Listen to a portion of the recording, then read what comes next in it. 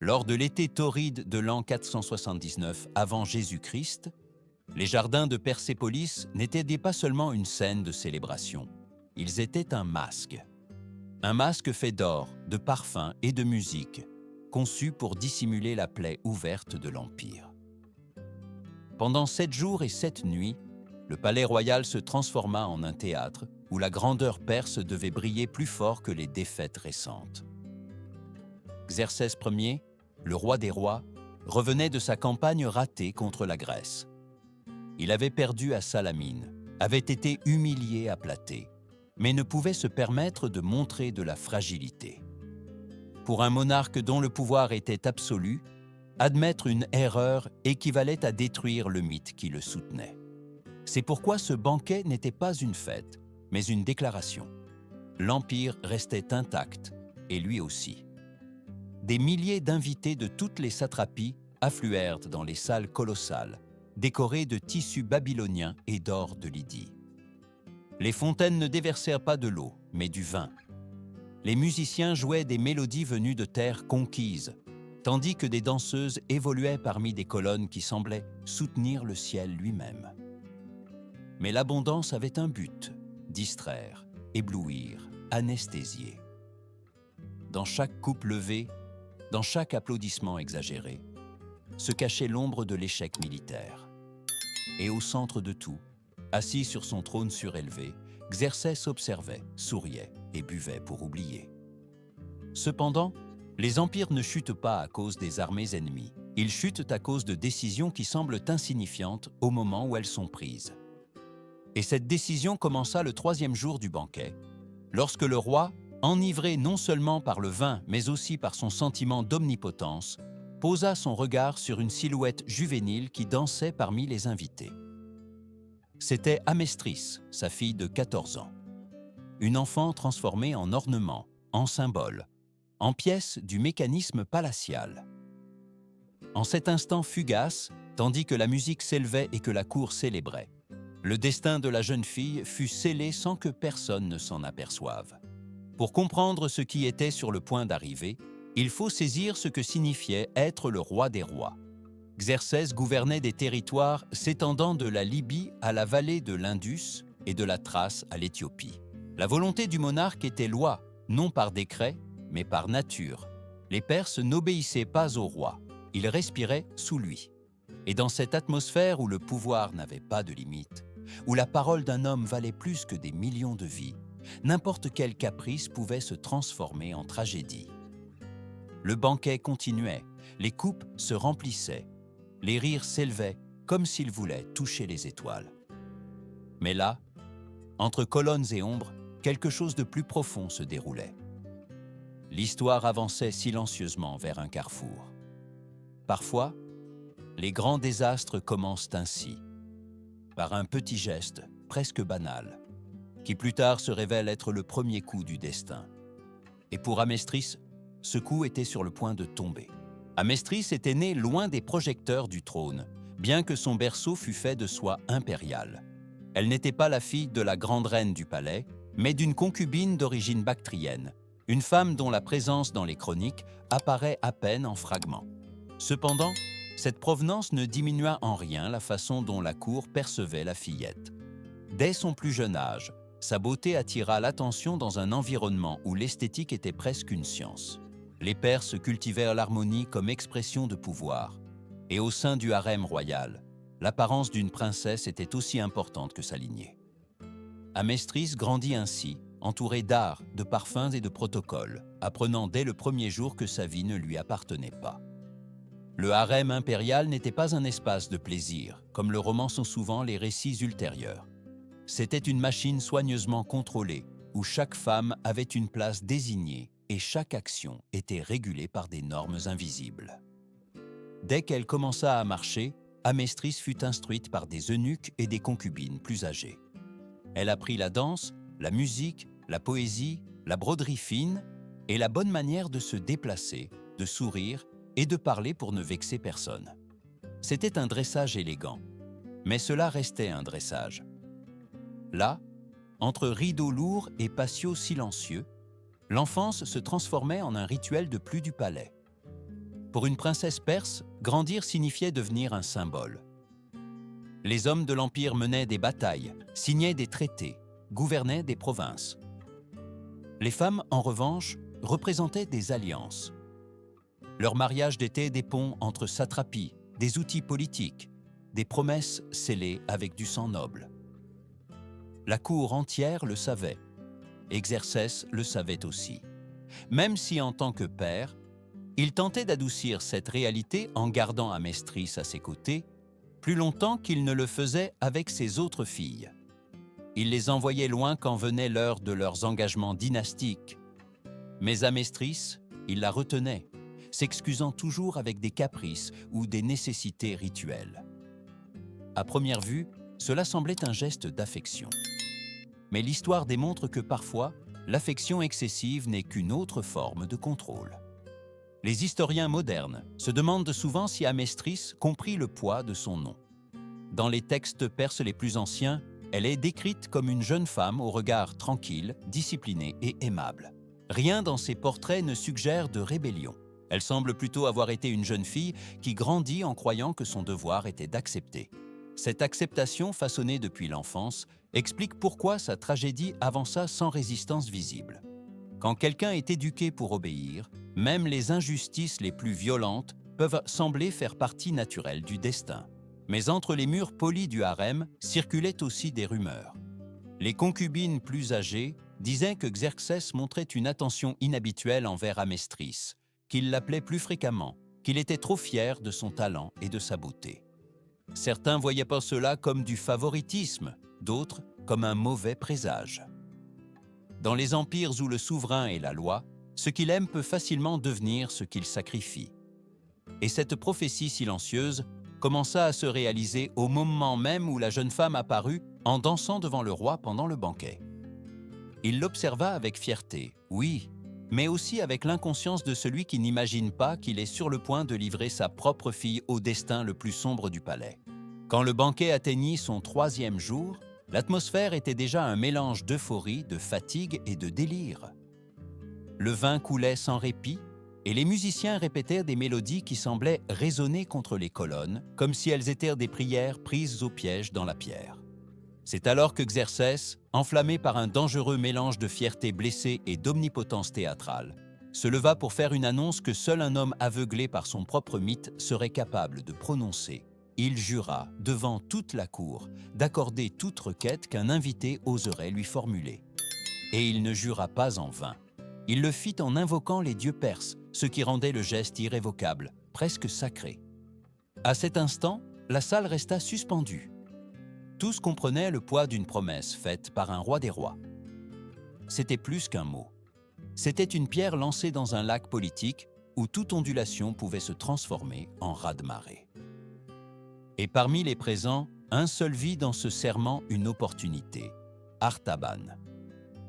Artaban était un vétéran de plus de 60 ans, un homme qui avait servi le père de Xerxès, qui avait vu des empires s'étendre et reculer, et qui maintenant, dans sa vieillesse, cherchait quelque chose que les généraux craignent d'admettre, la sécurité. Il avait perdu 3 épouses, avait survécu à trop de campagnes et savait que, à la cour perse, un homme sans liens familiaux avec la royauté était un homme vulnérable. Son ambition n'était pas seulement politique, mais existentielle. Le mariage avec une princesse pouvait lui assurer une place permanente dans l'histoire, ou du moins dans la mémoire de l'Empire. Quand il se leva, le murmure de la salle s'éteignit. Non pas parce qu'il était aimé, mais parce que tous savaient qu'un homme comme lui ne parlait jamais sans calculer chaque mot. Il s'approcha avec la lenteur cérémonieuse d'un vieux prédateur et formula sa requête. Il désirait la main d'Amestris. Il le dit clairement, sans trembler, sachant que le roi ne pouvait se rétracter sans détruire l'image d'autorité absolue qu'il tentait encore de maintenir. Le silence qui suivit fut plus profond que la musique, plus lourd que les colliers d'or qui ornaient les nobles. Les présents savaient que cela était une violation de la coutume. Les princesses royales se mariaient rarement avec des sujets, et quand elles le faisaient, c'étaient de jeunes aristocrates, non des généraux vieillis dont les corps portaient plus de cicatrices que d'espoir. C'était une demande audacieuse, presque insolente. Xerxès le comprit immédiatement. Son visage, selon les chroniques, perdit sa couleur. Ses mains s'accrochèrent au bras du trône comme si ce meuble était la seule chose qui pouvait empêcher son empire de s'effondrer là même. Il savait que s'il disait non, il serait accusé de faiblesse. Il savait aussi que s'il disait oui, il détruirait la vie de sa fille. Entre le devoir et le cœur, entre le mythe et l'homme, il choisit le mythe. Il aurait pu chercher une issue diplomatique. Il aurait pu arguer que la requête était impropre ou contraire au rituel sacré. Mais la défaite en Grèce le poursuivait comme une ombre. Xerxès avait besoin de montrer qu'il n'avait pas perdu le contrôle, même si cela signifiait livrer sa fille comme trophée politique.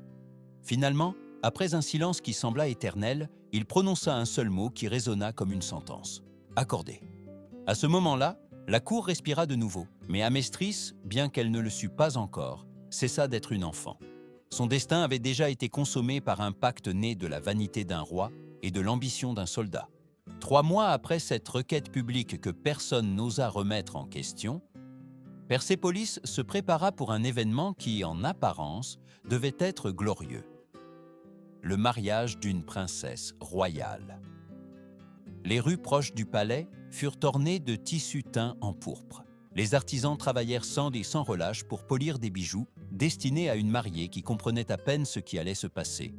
Et les messagers portèrent la nouvelle dans toutes les satrapies, comme s'il s'agissait d'un événement digne de célébration. Mais ceux qui vivaient à l'intérieur du palais savaient que cette cérémonie n'était pas une fête. C'était un enterrement silencieux. Amestris, à 14 ans à peine, fut vêtu de soie qui pesait plus que son propre corps. Chaque pièce de la tenue représentait une richesse incalculable, mais aussi une charge symbolique. L'or sur ses épaules était en réalité la responsabilité qui lui était imposée. Les bracelets à ses poignets étaient des menottes déguisées en ornements. Les chroniques la décrivent marchant comme une marionnette soigneusement entraînée, obéissant aux gestes de ses accompagnatrices, sans montrer la moindre émotion sur son visage.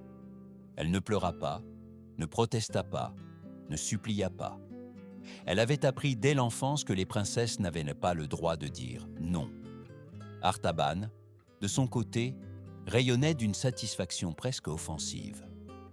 Pour lui, ce mariage n'était pas une union, mais une conquête. Sa posture rigide et son regard victorieux donnèrent l'impression qu'il recevait un trophée gagné après une longue campagne. À plus de 60 ans, il prenait la main d'une enfant qui aurait pu être sa petite fille, et pourtant il se sentait légitimé. La cour voyait la scène avec un mélange de résignation et de répulsion, car bien que l'inégalité d'âge ne fût pas rare dans l'Antiquité, ce cas dépassait toutes les limites acceptables, même pour les standards de l'époque.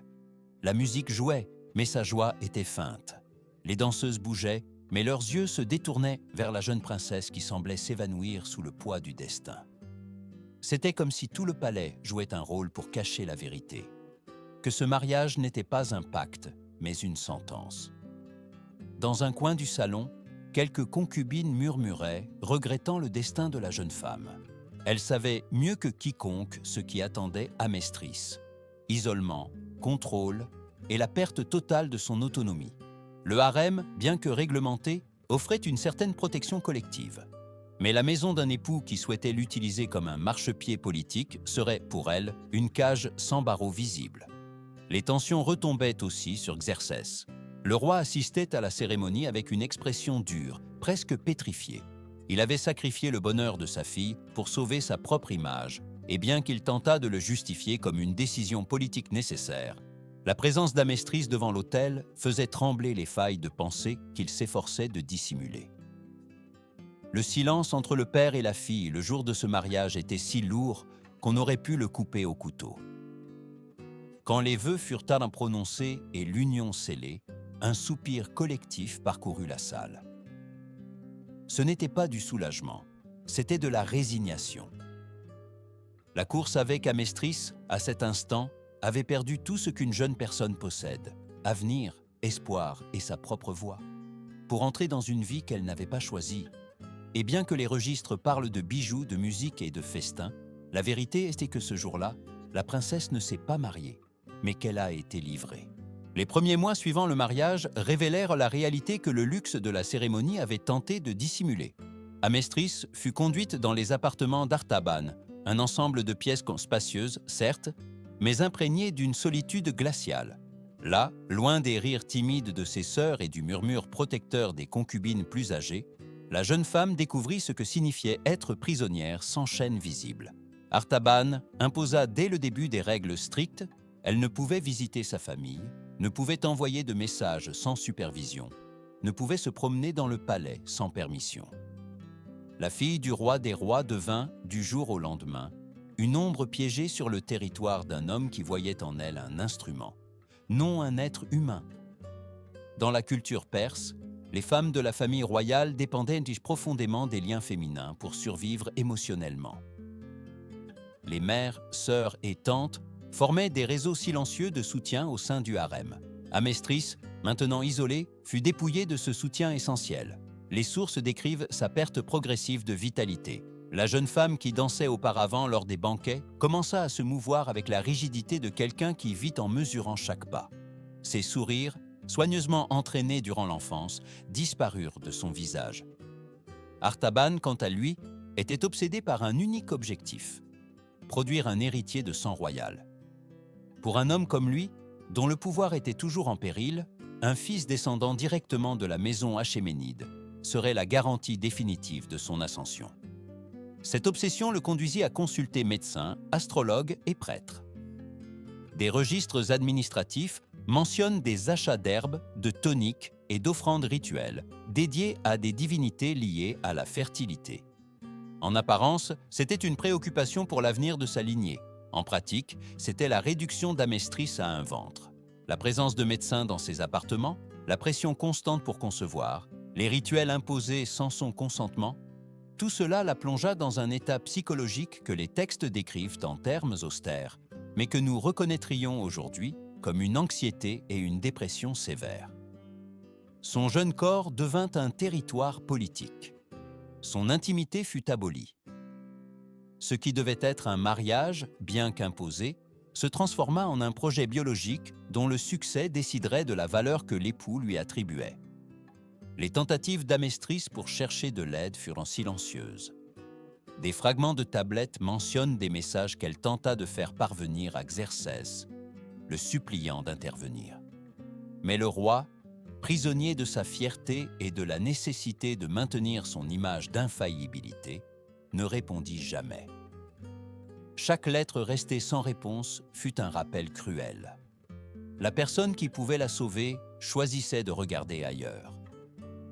Avec le temps, les serviteurs commencèrent à noter des changements inquiétants. Amestris mangeait de moins en moins, passait des heures assise à fixer un point précis sur le mur, parlait à peine. L'absence de liens familiaux et le poids des attentes l'érodaient de l'intérieur. Son existence se réduisit à un cycle de jours identiques, dans lesquels sa seule fonction était de satisfaire une ambition qui n'était pas la sienne. Dans ce palais qui se vantait de grandeur, une jeune princesse était dépouillée de sa volonté avec la même minutie que celle avec laquelle les artisans polissaient les pierres précieuses du trône. 3 ans après ce mariage imposé, l'annonce tant attendue par Artaban arriva enfin. Amestris était enceinte. Pour la cour, ce fut un motif de célébration discrète. Pour le général, un triomphe personnel qui confirmait sa stratégie. Mais pour la jeune femme, à peine âgée de 17 ans, la nouvelle tomba comme un sceau définitif sur son destin. Si elle donnait naissance à un fils, elle ne pourrait jamais quitter ce mariage. Son rôle serait fixé pour toujours. Mère d'un héritier, pièce indispensable sur l'échiquier politique qu'Artaban souhaitait dominer. Ce qui, dans d'autres familles, pouvait être un motif de joie, était pour elle une extension de la cage qui l'emprisonnait. Les chroniques mentionnent que pendant les mois de gestation, Amestris sombra dans un état mélancolique profond. Sa grossesse n'apporta pas de lumière à ses jours, mais plus d'ombre. Les serviteurs racontèrent que la jeune femme passait des heures à regarder par une fenêtre étroite qui donnait sur les jardins où elle avait dansé le jour du banquet fatal. Parfois, elle restait debout, immobile comme une figure sculptée, les yeux humides mais sans larmes visibles. D'autres fois, elle refusait la nourriture et devait être alimentée presque de force. Son corps grandissait pour abriter une nouvelle vie, mais son esprit semblait se rétrécir, consumé par un sombre pressentiment. Quand le moment de l'accouchement arriva, la souffrance se prolongea pendant 2 jours complets. Les sages-femmes de la cour le documentèrent comme un travail épuisant et compliqué, une manière discrète d'admettre que la jeune femme était proche de la limite de ses forces. Quand l'enfant naquit finalement, les espoirs d'Artaban se heurtèrent à une réalité fragile. C'était un bébé faible avec des difficultés respiratoires dès les premières minutes. Les médecins recommandèrent une surveillance extrême et avertirent de la possibilité qu'il ne survive pas. Mais Artaban, aveuglé par son ambition, commença à planifier des cérémonies de présentation devant la cour, convaincu que le temps suffirait à renforcer le nouveau-né. 10 jours plus tard, la tragédie fut consommée. Le bébé mourut. Les tablettes médicales attribuèrent la mort à des problèmes respiratoires, une cause courante à l'époque. Mais dans les couloirs du palais commencèrent à circuler des rumeurs inquiétantes. Certains disaient qu'Amestris, consumé par la peur d'être lié à jamais à son époux, avait mis fin à la vie de l'enfant dans un acte désespéré. D'autres murmuraient que des serviteurs lui étant fidèles auraient ainsi permis à l'enfant de s'affaiblir sans recevoir les soins appropriés. Aucune théorie ne fut jamais prouvée. La seule chose que laissèrent d'aller ces rumeurs fut une question. À quel point une personne doit-elle être désespérée pour que son entourage considère un acte aussi extrême comme possible?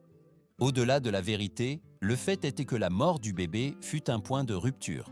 Pour Amestris, cela signifia un mélange de douleur incommensurable et un répit de liberté teinté de culpabilité. Pour Artaban, ce fut une étincelle et un poison. Son désir d'avoir un héritier se transforma en suspicion, et la suspicion en fureur. Le général commença à regarder sa jeune épouse non pas comme une compagne, ni même comme une propriété, mais comme une ennemie potentielle. Et à partir de ce jour, l'obscurité qui enveloppait déjà leur mariage devint plus dense, plus dangereuse, plus insupportable. La mort du bébé ne brisa pas seulement le fragile équilibre au sein des appartements d'Artaban. Elle ouvrit une fissure qui se transforma rapidement en abîme. Le général, un homme habitué à voir des conspirations à chaque coin du palais, commença à être obsédé par l'idée qu'Amestris avait eu quelque chose à voir avec la tragédie.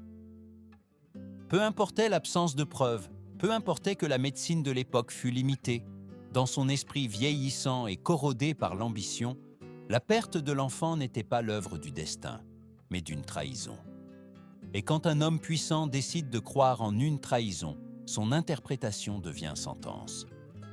Les serviteurs commencèrent à percevoir des changements soudains dans l'atmosphère de la maison. On entendait des discussions étouffées derrière des portes closes, des pas lourds parcourant les couloirs à des heures intempestives, et des ordres brusques qui n'existaient pas auparavant. Les sources rapportent qu'Amestris commença à apparaître avec des marques sur les bras et le visage, toujours justifiées par des excuses maladroites des assistants d'Artaban. Mais dans une cour habituée à lire les silences, personne n'ignorait ce qui se passait réellement. Les coups ne laissaient pas de cicatrices éternelles sur la peau, mais ils en laissaient sur l'esprit. Et dans le cas d'Amestris, ces cicatrices invisibles grandissaient jour après jour. Avec le temps, la jeune femme cessa de lutter. Les textes la décrivent comme une figure évanouie, se déplaçant lentement dans sa chambre, mangeant seulement lorsqu'on l'y obligeait, se réveillant au milieu de la nuit sans reconnaître où elle se trouvait. Sa voix devint un murmure presque inexistant. Quand les serviteurs la coiffaient, il racontait que son regard se perdait en un point lointain, comme si son esprit s'était retiré dans un lieu où personne ne pouvait l'atteindre. Elle ne pleurait pas, elle ne protestait même pas. C'était comme si la volonté avait abandonné son corps, ne laissant derrière elle qu'une coquille fragile. Les nouvelles de sa détérioration parvinrent finalement aux oreilles de Xerxès. Le roi, pris entre la honte et la culpabilité, ordonna discrètement à Artaban de traiter sa fille avec plus de considération. Mais le pouvoir de la parole royale, dans ce cas, était ironiquement faible.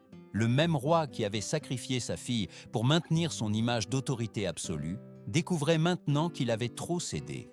Artaban, lié par mariage à la famille royale, protégé par son statut militaire et conscient que Xerxès ne pouvait revenir sur sa décision sans admettre d'erreur, répondit avec une insolence calculée. Il rappela au roi que, selon les lois perses, le traitement d'une épouse relevait exclusivement de son mari. Pour Xerxès, ce moment fut un miroir cruel. La structure qu'il avait lui-même renforcée, l'absolutisme du souverain, la rigidité de la tradition, se retournaient contre lui. Il voulut intervenir, mais son autorité morale était fracturée. Sa décision lors de ce banquet avait initié une chaîne d'événements que même lui ne pouvait arrêter. Ainsi, le roi recula, prisonnier de sa propre image. À partir de ce moment, Amestris cessa d'être vue comme une victime et devint, pour beaucoup à la cour, un fantôme. Elle marchait lentement, les épaules courbées, évitant la lumière. Sa jeunesse se consumait sans bruit, comme une bougie qui s'éteint dans une pièce close. Les serviteurs affirmaient que dans son regard, il n'y avait plus d'espoir, ni de colère, ni même de tristesse, seulement l'acceptation silencieuse d'un destin auquel elle ne pouvait échapper. Et ainsi, sans avoir besoin de bourreau ni de chaînes, une princesse fut détruite de l'intérieur par la même structure de pouvoir qui devait la protéger. L'an 465 avant Jésus-Christ marqua un tournant brutal dans l'histoire de l'Empire achéménide et de manière plus intime dans la vie d'Amestris. Tandis que la cour restait plongée dans les intrigues habituelles, une conspiration silencieuse commençait à prendre forme dans les couloirs les plus sombres du palais. Artaban, dont le pouvoir avait grandi grâce à son mariage avec la princesse et à sa position militaire, décida de franchir le pas définitif, éliminer Xerxès. Le roi, vieilli par les défaites militaires, les tensions internes et la culpabilité silencieuse qu'il portait, devint une cible accessible pour ceux qui désiraient reconfigurer le destin de l'Empire. Les motivations du coup d'État étaient nombreuses et complexes. Disputes de succession, rivalité entre factions nobles, tensions entre prêtres et généraux. Mais il y eut un élément inquiétant, enregistré dans certaines sources postérieures. Artaban utilisa la souffrance d'Amestris comme partie de sa justification. Il affirma à certains alliés qu'un roi qui sacrifiait sa propre fille par orgueil ne méritait pas de régner. C'était un raisonnement perverti, presque grotesque, car il avait lui-même été le principal instigateur de cette souffrance. Cependant, les conspirateurs ne cherchaient non pas de cohérence morale, ils cherchaient des arguments convaincants. Et dans un empire régi par l'image, le récit pouvait être aussi puissant que l'épée. Le coup d'État fut exécuté avec précision. Par une nuit silencieuse, Xerxès fut assassiné dans son propre palais. Pendant 7 mois, Artaban contrôla le trône comme régent de facto, tirant les ficelles, manipulant les conseillers et gouvernant avec la froideur d'un homme qui croyait avoir enfin le destin sous son contrôle. Pour certains, il semblait que le général avait réussi l'impossible, passer de sujet à souverain. Mais les ascensions construites sur des fondations aussi fragiles durent rarement. Et l'Empire perse, avec son réseau complexe de loyauté, démontra rapidement qu'il n'était pas un territoire facile à soumettre. Artaxerxès, fils de Xerxès et demi-frère d'Amestris, rallia le soutien des secteurs fidèles à la lignée royale. Les nobles qui avaient observé avec méfiance l'ascension d'Artaban virent dans le jeune prince une opportunité de restaurer l'ordre traditionnel. Après une série d'affrontements internes, le général fut capturé et exécuté. Selon les registres, il mourut lors d'une confrontation à l'intérieur du même palais qu'il avait utilisé pendant des années comme scène de ses ambitions. Pour Amestris, la mort d'Artaban représentait, en théorie, sa libération. Mais la liberté qui arrive tard peut se ressentir comme une blague cruelle. Quand la nouvelle de la chute de son époux parvint à ses appartements, les serviteurs s'attendaient à la voir pleurer de soulagement, sourire ou du moins réagir. Mais Amestris ne montra rien. Les années d'isolement, de manipulation et d'épuisement émotionnel avaient fait vider son intérieur. La jeune femme qui avait jadis dansé lors d'un banquet royal n'existait plus. Il ne restait qu'une femme de 28 ans, avec le regard de quelqu'un qui avait vécu trop longtemps dans l'ombre. Artaxerxès, tentant de réparer l'irréparable, ordonna que sa position à la cour soit restaurée. Il lui assigna des appartements honorables, lui permettant une liberté totale. Mais la liberté, quand l'âme a été mutilée, n'est pas toujours un cadeau.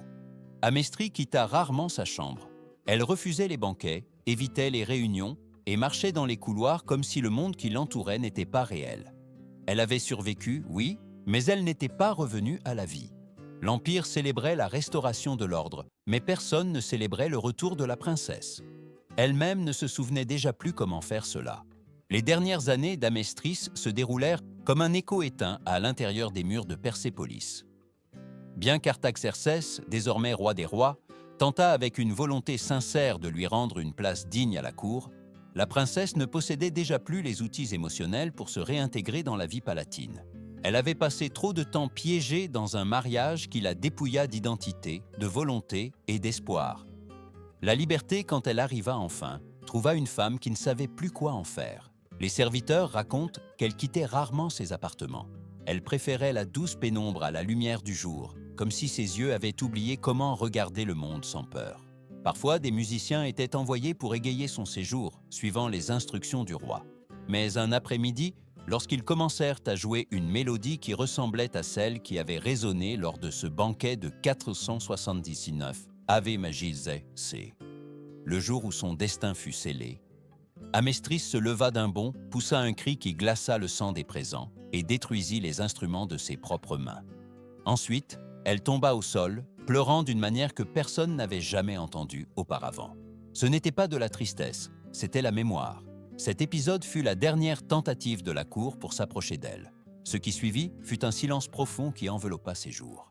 Amestris parlait peu, mangeait juste ce qu'il fallait, et selon certaines chroniques, pouvait passer des semaines entières sans prononcer un seul mot. Son corps commença à s'affaiblir. Les médecins le décrivirent comme une maladie prolongée, mais des études modernes suggèrent qu'il pourrait s'agir d'une détérioration physique résultant d'une dépression sévère ou même d'un lent refus volontaire d'aliments. Une manière silencieuse de prendre le contrôle de son destin après tant d'années où rien ne lui avait appartenu. Amestris mourut en l'an 457 avant Jésus-Christ, à 36 ans. Cependant, ceux qui l'avaient connu assuraient que sa véritable mort était survenue bien avant. Le jour où son père, aveuglé par l'orgueil et le désir de préserver son image de souverain parfait, accepta de livrer sa vie lors d'un banquet. Ce qui s'éteignit en 457, ce fut le corps, pas la femme. Celle-ci s'était perdue des années auparavant, entre le bruit des coupes levées et un serment prononcé sans réfléchir. L'histoire officielle de l'Empire achéménide ne la mentionne pas. Les inscriptions royales parlent de conquêtes, de temples, de tribus, mais pas de la souffrance silencieuse d'une princesse prise entre l'ambition de deux hommes. Ironiquement, son nom survit grâce à des auteurs étrangers, grecs surtout, qui recueillirent les fragments de sa tragédie comme exemple des excès du pouvoir absolu. Et pourtant, aujourd'hui, lorsque nous lisons ces fragments et reconstruisons sa vie à travers les fissures de l'histoire, nous découvrons quelque chose d'inquiétant. Amestris n'est pas seulement un personnage antique, c'est un miroir. Sa tragédie nous oblige à regarder notre propre temps. Elle nous rappelle que la violence familiale ne laisse pas toujours de marques visibles, que le pouvoir peut détruire sans avoir besoin d'armes et que les silences de ceux qui devraient protéger peuvent être plus létaux que n'importe quel ennemi extérieur. Si cette histoire vous a ému, laissez votre réflexion dans les commentaires et rejoignez-nous pour continuer à explorer le côté caché et humain des empires oubliés.